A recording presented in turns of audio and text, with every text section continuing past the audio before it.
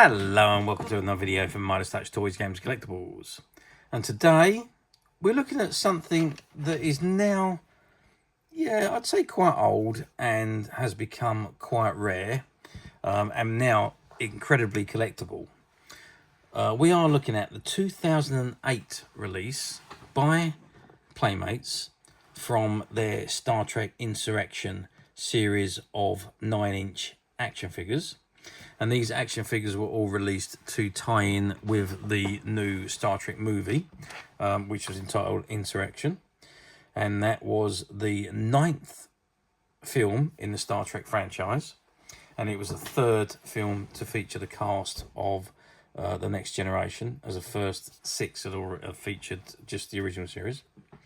And also, a little bit of trivia, this movie was also directed by Jonathan Frakes, otherwise known as Commander William Riker. Now, basically, the premise behind this film is the Enterprise crew rebels against Starfleet Command after they discover a conspiracy with the species known as the Sonar. And what they want to do is to steal the peaceful Ba'Hu's planet because it has this amazing rejuvenating properties.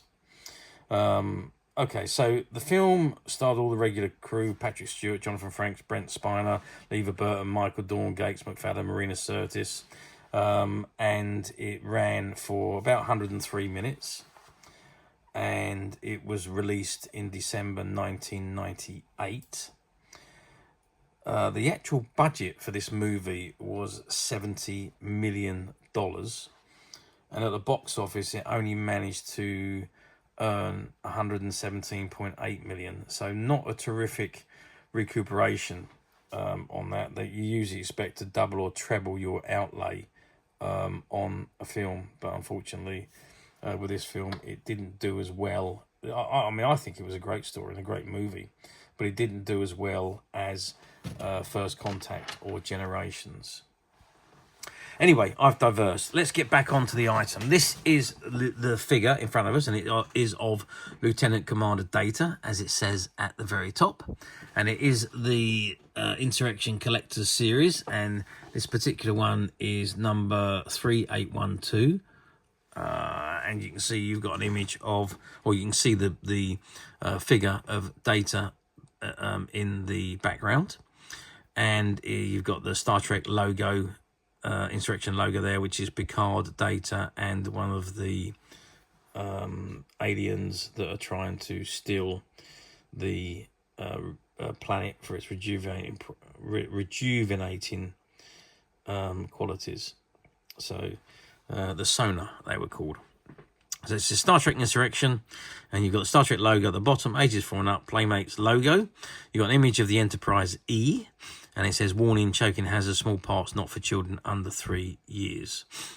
And incidentally, this was, I think I said to you, the 3rd film in the Next Generations, moving from the TV series to the movies. Okay, that's the front of the box. Let's turn the box around to the back and let us have a look at what's printed on the reverse. Okay, so I've turned the box around, and this is what we've got on the back. So at the very top it says, as seen in Star Trek Insurrection. And you've got Star Trek Insurrection and an image of the Enterprise E. And it says, having taken an oath to obey the Prime Directive, Starfleet officers and crew have sacrificed their lives to protect it. But when the order to violate the Prime Directive comes from Starfleet itself, Captain Jean-Luc Picard, Lieutenant Commander Data, and the crew of the USS Enterprise, NCC 1701E, must make the most difficult decision of all, to follow orders or to mutiny in the name of upholding Starfleet's most sacred principle. So, USS Enterprise, NCC 1701E, Mission Database. Officer, Lieutenant Commander Data. Incidents, Ba'Hu Duck Blind Study. Circumstances, Captain Jean-Luc Picard, where is it? Receives a distress call from the Ba'Hu Homeworld, where a joint SOMA Federation observation team is under attack from Data. The Enterprise E must pass through a special anomaly called the Briar Patch to either capture data or destroy him. And then it says fully articulated figure, and he comes complete with Galactic Gear, which includes a Starfleet Type Phaser, which is a personal issue defense armament, the sonar rifle, which is alien race attack weapon, Starfleet Rations, emergency nourishment, and Starfleet action base. And it says Lieutenant Commander data on the Ba'Hu Homeworld, and boldly go when no one has gone before. Collect all the 9-inch action figures from Starfleet Insurrection. So there was Captain Jean-Luc Picard, Commander William Riker, Lieutenant Commander Worf, Amji, Adhar, Lieutenant Commander Geordi LaForge, Councillor Deanna Troi, and then at the bottom you've got the Star Trek logo, the Playmates logo, the Paramount Toys logo, the Starfleet Communicator, which is the fan club, and ages 4 and up, assortment number 65350 and stock number 65356. Okay, let's just turn the box to the side. And on the side, again, we've got the image of the Enterprise. Says Lieutenant Commander data at the top, Star Trek Insurrection along the side there, Galactic Gear, Starfleet Type II Phaser, sonar rifle, Starfleet Rations, and Starfleet Action Base. Ages 4 and up, assortment number 65350, stock number 65356. And you've got the Star Trek and the Playmates logo. And on the other side, yep, it's exactly the same, so I won't read it again. But on the top of the box, you've just got an image of the Enterprise. And on the bottom of the box, again, it reads, visit Playmates World Wide Web, www.playmatetoys.com. Star Trek Continuum, www.startrek.com. Lieutenant Commander data, Star Trek Insurrection, copyright 1989, Paramount Pictures, all rights reserved, Star Trek and related trademarks, the trademarks of Paramount Pictures, Playmates Toys Inc., authorised user and conforms to toy safety standards. Barcodes, ages 4 and up, assortment number 65350, stock number 65356, Playmates logo, and the Star Trek logo. Okay, that is the box. What I think I'm going to do now is I'm going to open the box and I'm going to take the figure out. Now, it's unlikely that I'm going to be able to remove him from the inner card, but let's get him out and let's have a look at him where we can see him in a little bit more detail than looking through the window. Okay, so I have removed data from the box, and this is what we got. And as I said to you, I didn't think I was going to be able to remove him from the card, and I'm not going to be able to, because if I turn him around, you can see that he's all strapped in at the back here, and it's all taped over the top there, so you can't unpack him and take him out. But we can have a good look at him despite all that. Okay, so let's zoom in on data, and let's have a look at his facial features there. Well, I can tell you straight away, the eyes are spot on, absolutely perfect. They have managed to get that absolutely right. The eyebrows are absolutely perfect, the hair is right, the shape of the face is absolutely right, and even if I angle him in different positions, you can see it's a very, very good likeness of Brent Spiner, who played Data in the movies and in the television series. A very, very good likeness. Really, really spot on what that is. I mean, they've done absolutely exceptional in the sculpting of the face. Bear in mind that this was 1993, so 30 years ago. Technology has moved on an awful lot now, and you expect to find the figures to look very much like the actors that portray the characters. But 30 years ago, it was a different kettle of fish. Figures were loosely based on the character, looked loosely like the actors that played the part. But this one is fantastic. They've sculpted it so well, it does look so much like Data, or Brent Spiner, who played Data. Okay, let's move him down, and he's wearing the civilian clothing from the planet, which is the Ba'Hu Homeworld, and you can see his full fabric clothing. If I can just show you that, it's all fabric. It's not plastic. It is fabric foam clothing. all the way down to his trousers and his boots or shoes, whatever they are, down the bottom there. And just behind him, you can see his Starfleet stand. I can't get it out because it's still attached to the back of the box, but you can see that is there behind him. And moving up, we can see his accessories. So we have the Starfleet Phaser up there, which is the standard phaser that was used in the movie by all of the Starfleet, and it's not a bad detailed little replica of that, isn't it? It's pretty good, all things considered.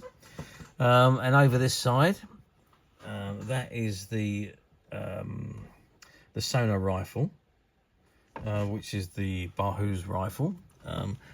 Don't quite know how that works because that does look a little bit odd. Obviously, he's got to hold it correctly. It's got the strap on, the long handle on there. I'll have to go back to the movie and try and refresh my memory on how that actually works. And then, of course, you've got his Starfleet rations. So you've got his drinks container and food container there as well. So that they are his components. So you can see his flask and his ration container. So there we are. Really, really nice figures that these 9-inch ones were. 9-inch, that's what they say they are. So let's just double check that size. Let's just zoom out and we'll have a look at that size.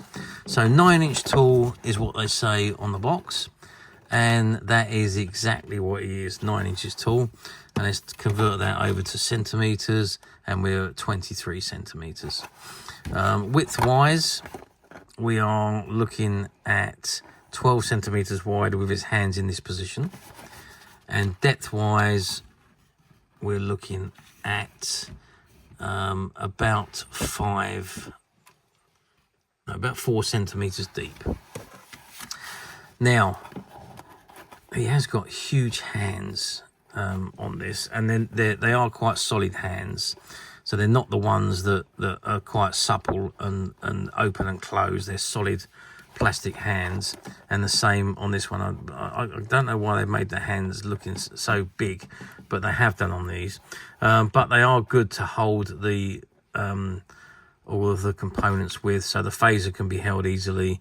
I suspect the sonar rifle can be held easily, and I'm dare saying that the rations are okay to hold.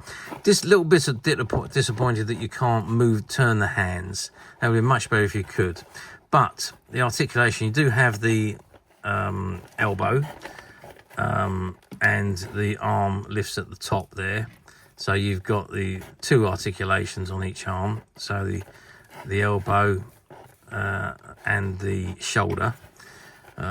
You've also got, obviously, the head moves, the waist moves, the tops of the legs move up and down, and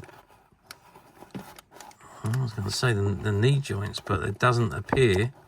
Oh no, there is. Yeah, so the knee joints move as well. So we've got 2 points of articulation on the legs, on each leg, which is 4, 2 on each arm, which is 8.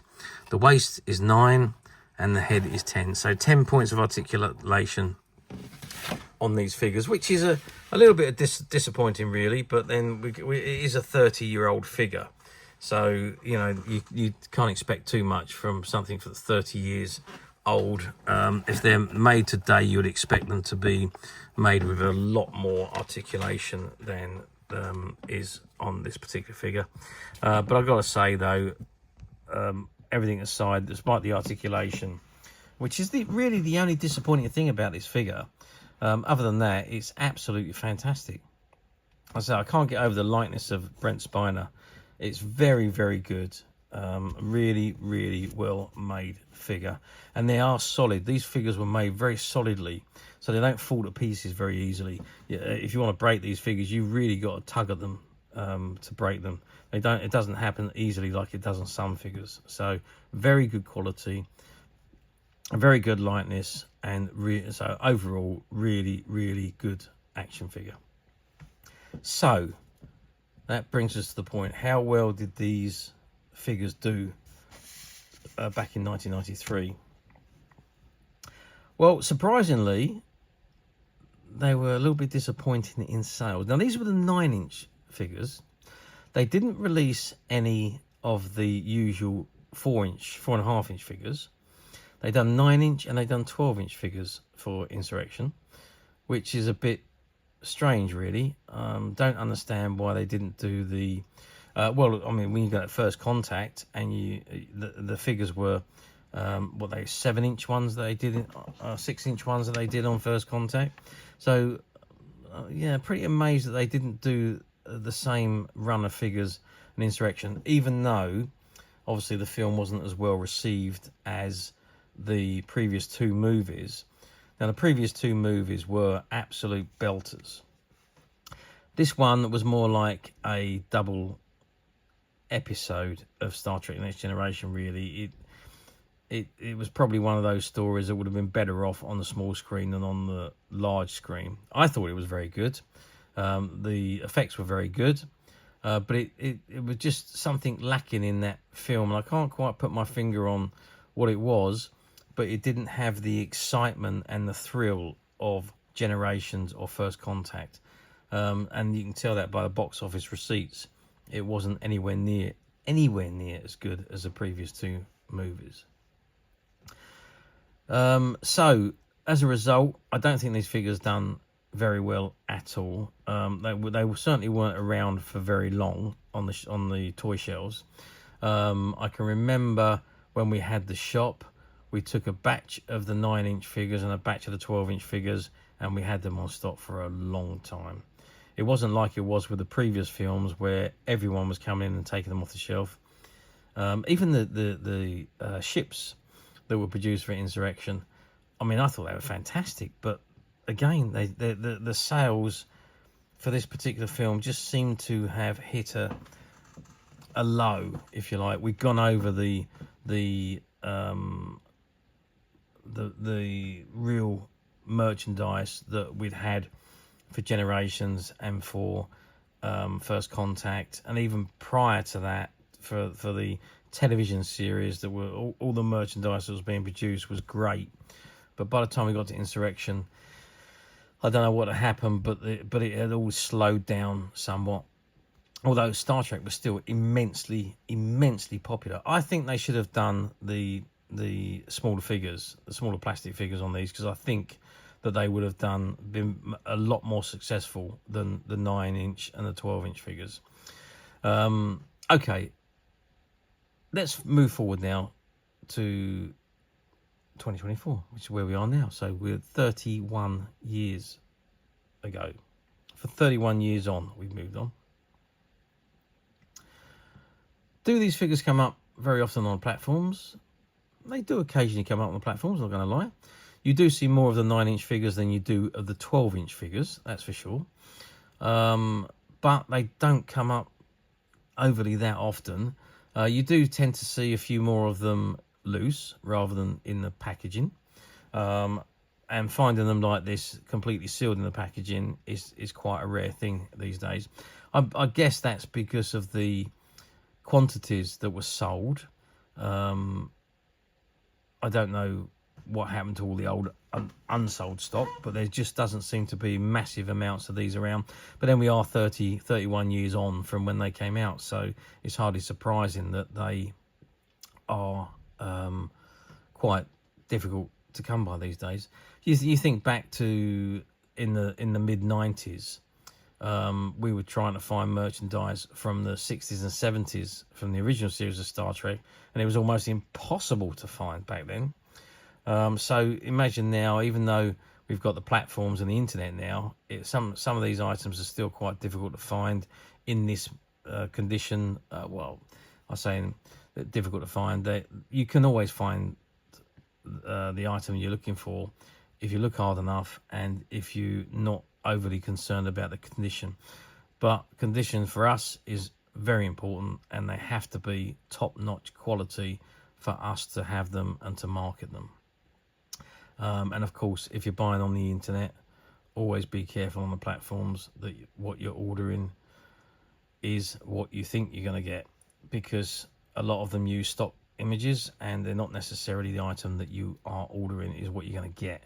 So make sure you click on the use button and have a good read of the item description, the condition report, and also if they've got photographs of the item, have a good look at the used item, so that prevents you from ending up with something that you don't want.